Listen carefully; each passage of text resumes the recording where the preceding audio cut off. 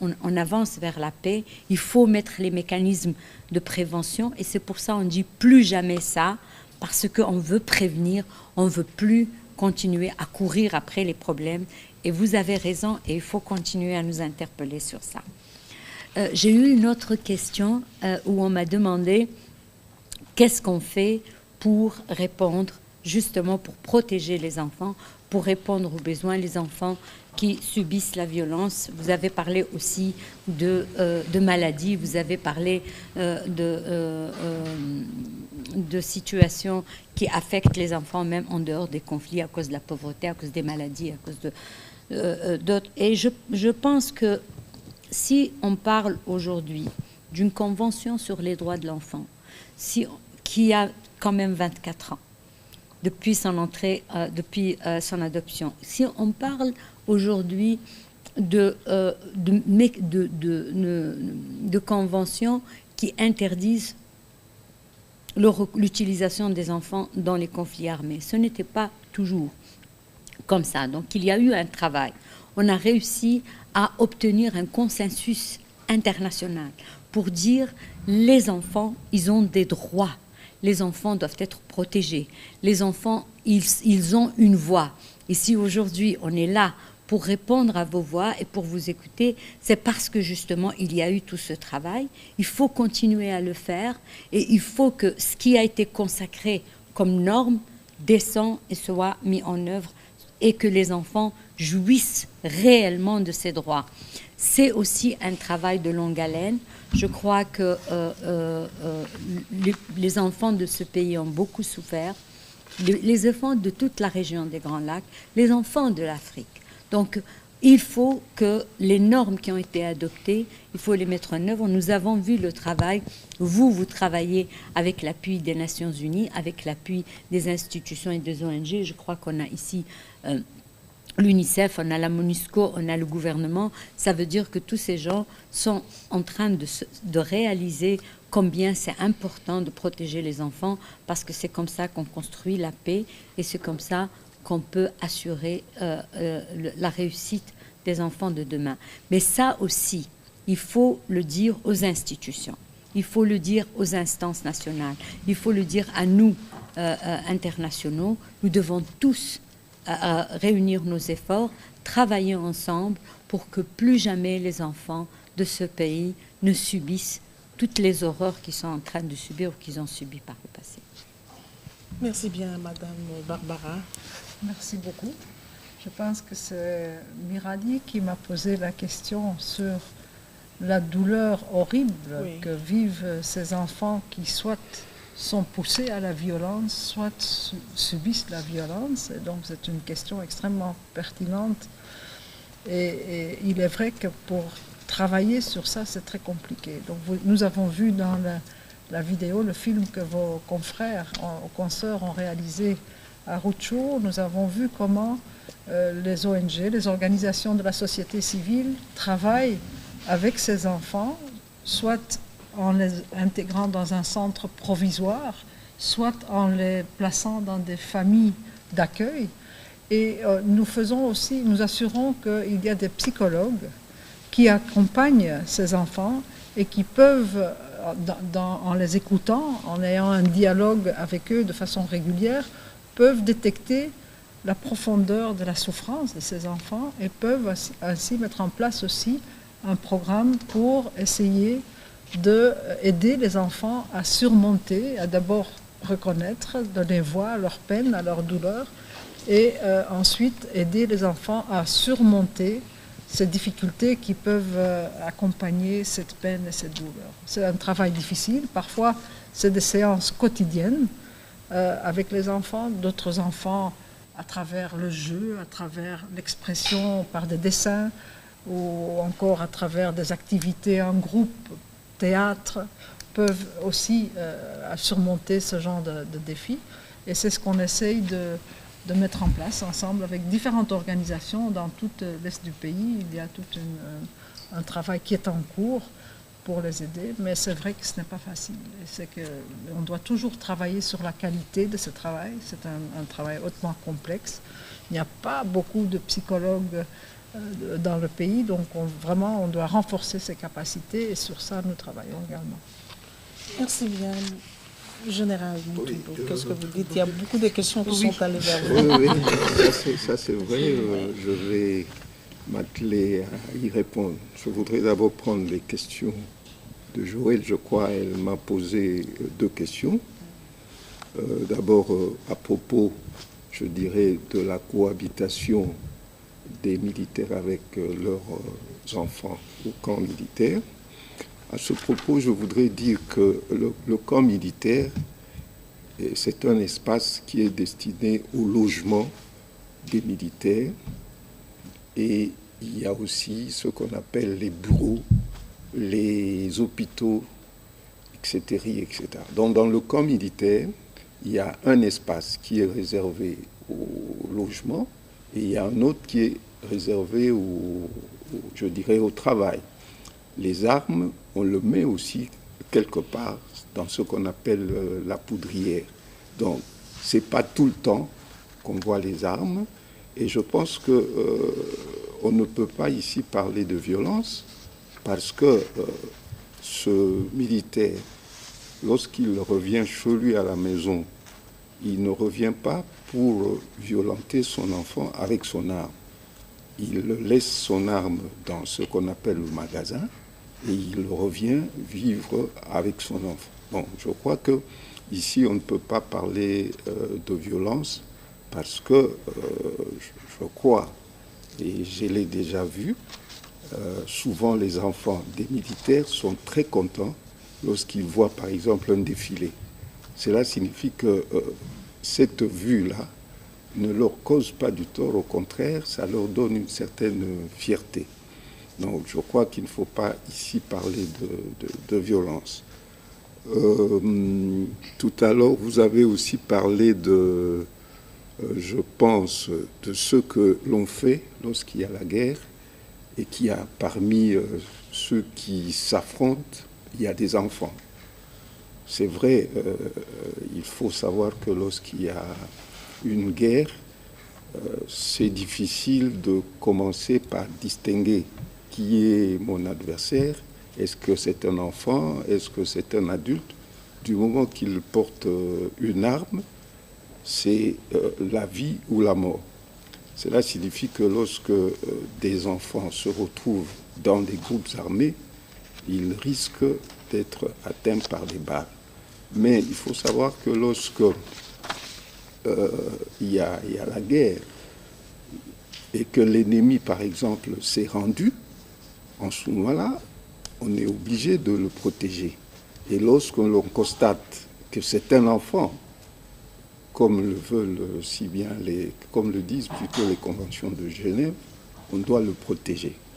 Donc cela signifie que la place de l'enfant, ce n'est pas dans un groupe armé et il ne doit pas participer, je dirais, aux hostilités. Vous m'avez aussi, ça c'est je crois Jonathan, vous m'avez posé la question de savoir, nous avons signé un plan d'action qui a pour objectif de mener des activités en faveur de l'enfant. L'objectif, c'est qu'on ne trouve plus des enfants au sein de l'armée. Qu'est-ce qu'on a déjà fait par rapport à cela comme activité? Bon, d'abord, je parlerai de l'armée. Au sein de l'armée, lorsque on a signé le plan d'action, il y a une série d'activités qui ont été prévues. Il y a d'abord la sensibilisation. Et d'abord, avant la sensibilisation, le ministre de la Défense, son Excellence Monsieur le vice-premier ministre, ministre de la Défense, a pris une directive ministérielle pour instruire toutes les unités de forces armées de manière à ce qu'ils puissent, je dirais, savoir quels sont les engagements qui ont été pris dans le cadre du plan d'action et quelles sont les obligations des uns et des autres et quelles sont les sanctions auxquelles on peut s'attendre lorsque l'on viole ces engagements-là. Cette directive a été par la suite diffusée parce que c'est ça la procédure par le chef d'état-major général. Et la sensibilisation a commencé. Il y a déjà une sensibilisation qui a été faite ici, organisée ici à Kinshasa, en faveur des commandants de grandes unités et de certains cadres. Il y a une autre sensibilisation qui a été faite à l'ICACI et nous avons prévu d'organiser cette sensibilisation un peu partout dans toutes les garnisons du pays, non pas seulement pour parler du plan d'action, mais pour parler aussi des lois qui protègent l'enfant. Parce que, vous savez, il y a des lois qui ont été prises qui concernent la protection de l'enfant. Voilà la série d'activités organisées dans le cadre de l'armée. Maintenant, vous me dites, est-ce que je peux vous assurer qu'il n'y a aucun enfant au sein de l'armée? Je peux vous répondre que si nous allons dans la base de données de personnel, mieux des militaires qui sont au sein de l'armée pour le moment, vous ne verrez pas une personne qu'on peut considérer comme étant un enfant. Mais vous savez comme moi qu'il y a des gens qui trichent, c'est-à-dire il a peut-être envie de se retrouver au sein de l'armée, il a été avec un commandant avec qui il a vécu pendant un temps et il estime qu'il veut le suivre dans les rangs. Bon, il va vous dire que moi j'ai perdu mes pièces d'identité, mais je suis âgé de X années. Ça arrive. Heureusement qu'il y a par la suite des contrôles qui se font. On arrive à dénicher je dirais, les individus, ces enfants qui s'infiltrent au sein de l'armée. Voilà ce que je peux vous assurer. Mais sachez que toutes les précautions sont prises pour que les enfants ne se retrouvent pas dans les forces armées. Vous permettez que je complète parce que je pense que le général est modeste, mais il faudrait que vous sachiez que quand même nous avons beaucoup avancé sur cette question. Et le gouvernement congolais, les autorités sont très claires. Nous ne voulons plus d'enfants ni chez les militaires ni chez la police. Et je crois qu'on travaille de façon concrète, les Nations Unies, avec les FARDC, avec la police. Je crois qu'aujourd'hui, à chaque fois qu'il y a eu un recrutement, ils ont sollicité les Nations Unies pour faire le screening, pour vérifier si les gens qui postulent ont plus de 18 ans, parce qu'un enfant, c'est plus de 18 ans. Un adulte, c'est plus de 18 ans. Et puis, on fait aussi, à chaque fois qu'il y a des groupes armés ou des gens qui se rendent, on s'assure que les enfants, on les met et on les sépare. Donc, il y a un travail concret qui se fait, il y a une volonté politique, c'est à nous maintenant. Et le plan d'action, justement, c'est ça. C'est de pérenniser, c'est de s'assurer qu'on ne fera plus les erreurs du passé et on ferme toutes les portes à la possibilité qu'un enfant soit recruté, utilisé ou associé avec l'armée ou avec un groupe armé. Et votre travail aujourd'hui, le fait d'aller sur place, le fait de ramener la souffrance, c'est aussi une contribution à la mise en œuvre de l'engagement de l'État. Je tenais à le dire parce que je crois que le général... Est-ce que je peux peut-être vous faire compléter parce qu'il y a quelque chose qui peut prêter à confusion. Vous savez, quand on enrôle des enfants au sein des groupes armés, on leur fait porter des uniformes volés ou encore abandonnés par les forces armées. C'est aussi ça qui donne l'impression qu'il peut y avoir des enfants enrôlés au sein des FARDC. Mais en tout cas, je peux confirmer ce qui vient d'être dit tout à l'heure, qu'il y a 0 enfant connu au sein de nos forces armées de la République démocratique du Congo. C'est une bonne chose. Je ne sais pas si vous avez épuisé toutes les questions qu'on vous a posées l'année dernière. Non. Je crois qu'on m'a posé une question sur la présence des violeurs. Oui. Je voudrais d'abord dire ici que dans la Constitution, une personne est présumée innocente tant qu'il n'a pas été condamné par un jugement définitif. Qu'est-ce que ça veut dire? Cela veut dire que X, Y, on peut dire qu'il a commis des faits, mais il faut encore qu'on le poursuive et qu'on arrive à le condamner. Ça, c'est le principe. Et il se peut que quelqu'un qui a été dans un groupe armé, il se fait intégrer, mais il a un passé, je dirais, noir. Alors, il faut qu'on le dénonce. Il faut qu'on le dénonce de manière à ce qu'on puisse le traduire en justice. Cela peut se faire non seulement au moment où il se fait intégrer, mais même plus tard. Parce que s'il s'agit d'une personne qui a commis un crime de guerre, ce crime-là est imprescriptible, comme on dit. Donc on peut le poursuivre n'importe quand. Et tant qu'il est là, mais il faut apporter des preuves. C'est ça le problème. Donc, et je voudrais ajouter ceci. Pour le moment, nous appliquons ce que madame a appelé le screening.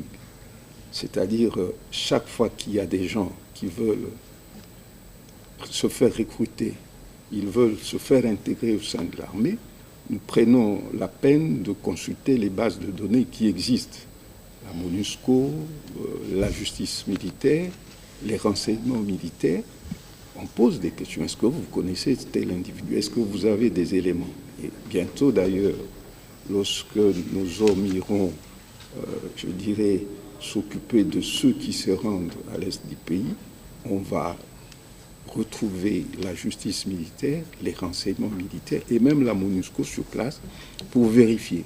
Donc, si vous avez des informations sur des gens qui ont un passé chargé et qui sont au sein de l'armée, il faut les dénoncer. Voilà. Vous devez faire de nombreuses enquêtes d'enfants reporters. Oui, là, c'était les questions qui vous étaient... Mais il y a une dernière question adressée à Madame... À Madame Di. Madame Di.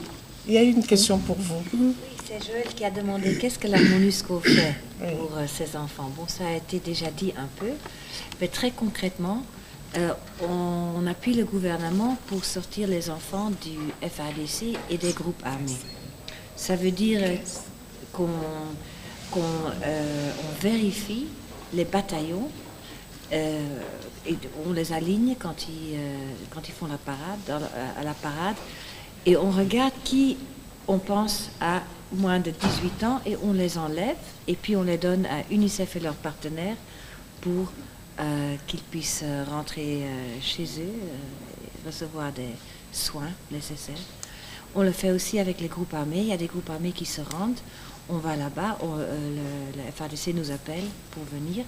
On va voir là-bas qui est enfant, qui est adulte. On les retire. Et encore une fois, on donne à UNICEF et les partenaires pour qu'ils puissent retourner dans leur famille. Ça, c'est une chose.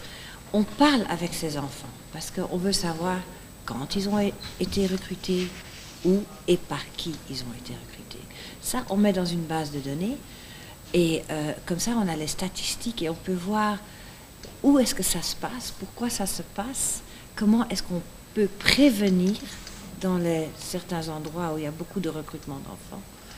Et on demande toujours qui a recruté cet enfant. Et ça, c'est comme le général Mutombo a dit, on fait ce qui s'appelle la lutte contre l'impunité. L'impunité veut dire que les gens qui ont commis des crimes ne sont pas punis.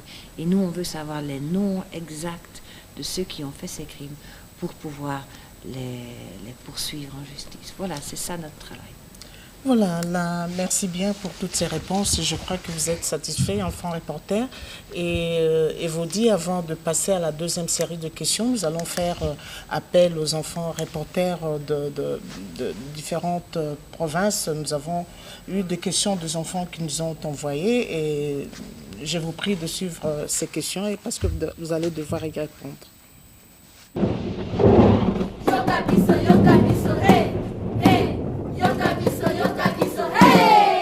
Moi, c'est Karine Kabunga, je suis enfant reporter de Goma. Ma question a été adressée à la représentante de l'UNICEF. Je voulais juste savoir quel est l'apport de l'UNICEF dans la lutte contre les violences faites à l'enfant congolais.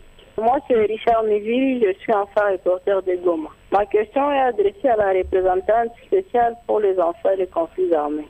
La question est de savoir quels sont les mécanismes qui sont mis en place par les Nations Unies pour mettre fin à l'enrôlement des enfants dans des forces et groupes armés. Merci beaucoup. C'est Nathan Mugisha, le coordonnateur du club d'écoute pour enfants à Nitouri. Je suis à Bougne. Oui, ma question s'adresse à la ministre des bureaux Genre, Famille et Enfants. La loi numéro 09/001 du 10 janvier 2009 portant protection de l'enfant. Ça met un accent particulier sur la protection de l'enfant avant et après la naissance. Il y a une situation qui se présente. Quand par exemple une personne âgée de 19 ans révolue a des relations sexuelles avec une personne âgée de moins de 18 ans, on qualifie cette pratique de viol. Maintenant, l'auteur de ces viols sera puni d'une peine de servitude pénale d'au moins 20 ans au maximum. Mais il se pourrait qu'il y ait l'enfant ici maintenant de cette relation sera dépourvu de son père, de l'affection paternelle, qui pourtant est indispensable pour sa croissance et son développement. Là, ma question est de savoir qui devrait-on plus protéger? La fille âgée de moins de 18 ans ou l'enfant qu'elle mettra au monde? Ilim Semeza, je suis coordonnateur des jeunes reporters à Nitouri et Otweli. Je suis à Bounia. Je pose ma question au général Mukombo. Je veux savoir quels sont les mécanismes mis en place par l'État et exécutés par l'armée par rapport à l'article 171 de la loi portant protection de l'enfance qui stipule que l'enrôlement des enfants dans les forces armées soit interdit. Alors, quels sont les mécanismes que l'État a mis en place et que l'armée exécute dans les zones de conflit où ils ont affaire à des groupes armés qui utilisent des enfants pour la guerre sans tenir compte de la présence de ces enfants?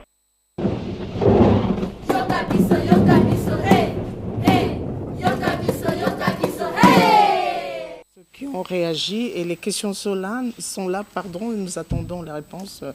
Madame la ministre, qu'est-ce que vous dites? Oui, Une question complexe qu'on vient de vous poser. Oui, c'est vrai que c'est une question complexe, effectivement. Je remercie les amis reporters de province qui se sont joints à nous pour nous poser ces questions. En rapport avec un enfant né de viol, c'est vrai que c'est une problématique très complexe. Mais du moment où il y a commission de l'infraction, la loi doit d'abord sanctionner l'auteur en ce moment-là. Et l'enfant qui est né est obligatoirement pris en charge par le pouvoir public. Il y a des structures qui sont mises en place, qui sont appuyées par nos partenaires pour la prise en charge des enfants vulnérables. Les enfants issus des viols sont des enfants vulnérables. C'est vrai que c'est une problématique qui devrait de plus en plus focaliser notre attention, mais il n'est pas ici question ou encore d'asseoir une impunité du fait qu'il y a un enfant qui est issu de ces viols et que l'auteur ne soit pas puni. L'auteur doit être puni conformément à la loi et l'enfant qui est né de ces viols doit être pris en charge selon les mécanismes en place qui sont soutenus d'abord par le gouvernement mais ensuite aussi appuyés par les partenaires. Oui, Madame Leila. Alors moi, je suis vraiment contente parce que je pense que les enfants sont en train de nous interpeller tous et c'est en train de mettre en évidence qu'est-ce que vous êtes en train de faire pour nous protéger. Alors, quels sont les mécanismes qu'on a mis en place? Je voudrais dire aux enfants que ça fait bientôt, ça va faire... On est 94, on est 2014 l'année prochaine, ça va faire bientôt 20 ans que les Nations Unies, que la problématique des enfants soldats ou des enfants affectés par les conflits armés a été posée pour la première fois à New York, dans le siège des Nations Unies, avec l'Assemblée générale, à cause de ce qui se passait dans les conflits. À l'époque, rappelez-vous, l'Afrique, il y avait beaucoup de conflits, Sierra Leone, Libéria, Rwanda, et on a dit qu'est-ce qu'il faut faire, quel mécanisme il faut mettre en place pour protéger les enfants et pour prévenir les violations. Et donc, il y a eu tout un travail, je ne vais pas rentrer dans les détails, il y a eu tout un travail qui a été fait pierre par pierre, comme ça, pour justement que la communauté internationale, avec tous les gouvernements du monde, de répondre à ça. Le Conseil de sécurité, en 1999, a dit toucher les enfants affectés par les conflits armés, c'est une question qui menace la paix et la sécurité dans le monde. Donc, je veux que vous me faites rapport. Et il faut identifier ceux qui commettent les violations et ceux qui recrutent les enfants et ceux qui attaquent les écoles. Et on a commencé à lister et à identifier les auteurs. Et on a commencé à mettre ces listes pour, après on a dit, vous ne pouvez pas sortir de la liste que si vous signez un plan d'action et vous garantissez non seulement qu'on cesse les violations, mais aussi on prévient et on sanctionne. Et donc c'est comme ça qu'on travaille, c'est pour ça on a Child Protection ici, et c'est pour ça on a l'UNICEF qui doit aussi, pas seulement on sépare les enfants, pas seulement on prévient le recrutement, mais on doit aussi réintégrer les enfants dans leur communauté, assurer qu'ils soient pris en charge, penser leurs blessures, parce que ce qu'on leur fait c'est mal et ça reste, c'est pas que la blessure physique, c'est aussi la blessure.